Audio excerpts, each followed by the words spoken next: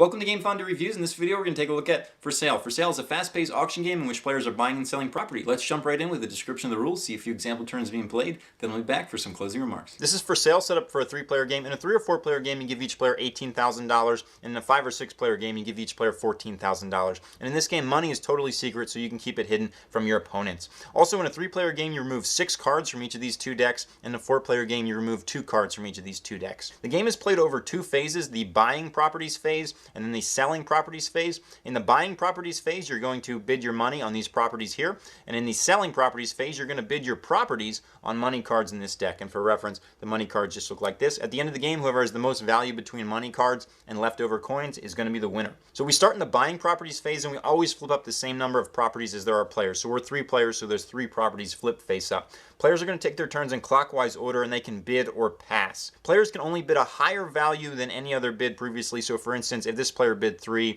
the next guy either has to bid 4 or 5 or a higher number or pass. He can't then bid 2.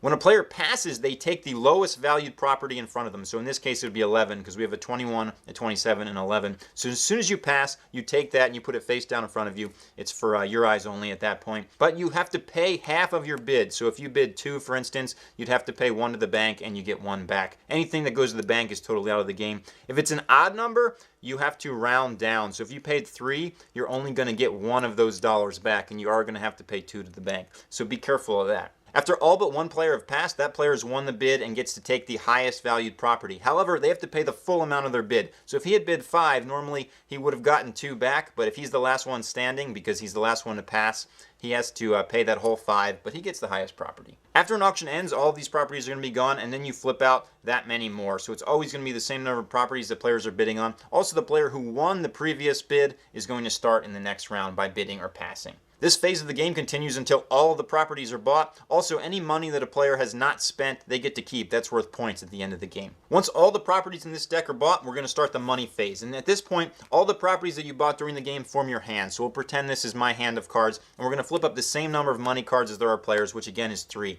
You see a 0, a 5, and an 11. Now each player is going to put one of these face down, so we'll pretend these players put these face down like so. They're going to flip them at the same time. And now based on the value of their properties, they're going to get things. Whoever put the highest valued property, in this case a 19, gets the highest valued money. So this 19 just sold for $11.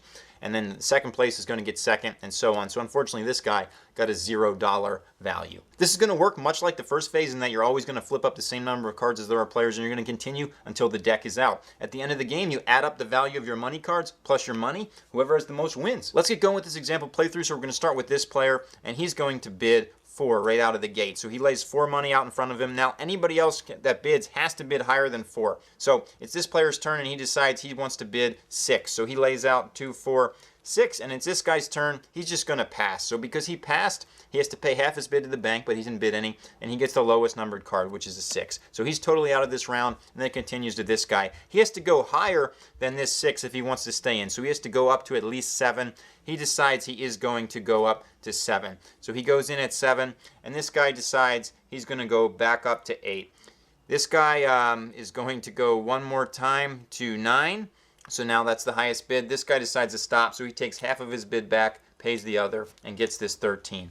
Now this guy has to pay his full amount, which is all this money here, but he gets the highest valued card. Then we flip up 3 more, and this guy won the last bid, so he's going to start this one, and we're going to continue like this until the deck is out. We'll come back at that point. Welcome back. It's the last auction of the round. We know that because the deck is empty, and it's this player's turn because he won the previous auction. So he's going to bet 2, and remember, money is secret in this game, so players don't know what the other guys have. Unfortunately, this guy doesn't have enough to overbet that, so he's going to take this by passing, and this player is going to take this by passing as well. So this guy's going to get the 30 for 2, which is a very good deal, but he has to pay the full 2 to the bank.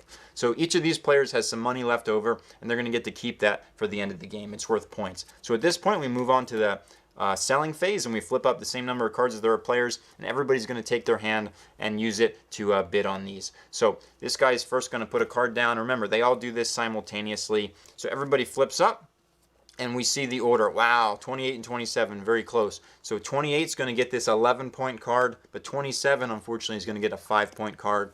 and the 3 is going to get a 3.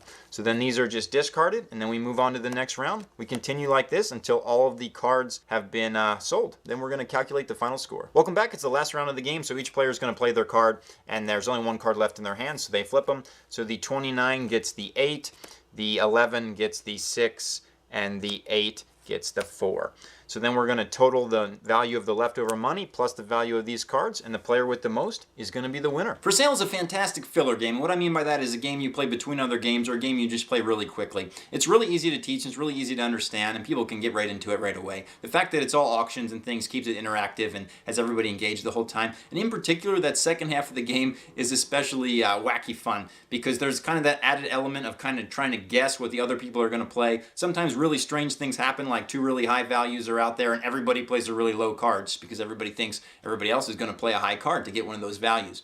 But that's what makes the game neat, and it plays really quick. You can play it a couple times in a row if you'd like to. And if that looks fun to you, I strongly recommend you check this out. This is just a real fun game that fits well in most groups just because of its ease to play, ease to understand, and just overall funness. That's For Sale.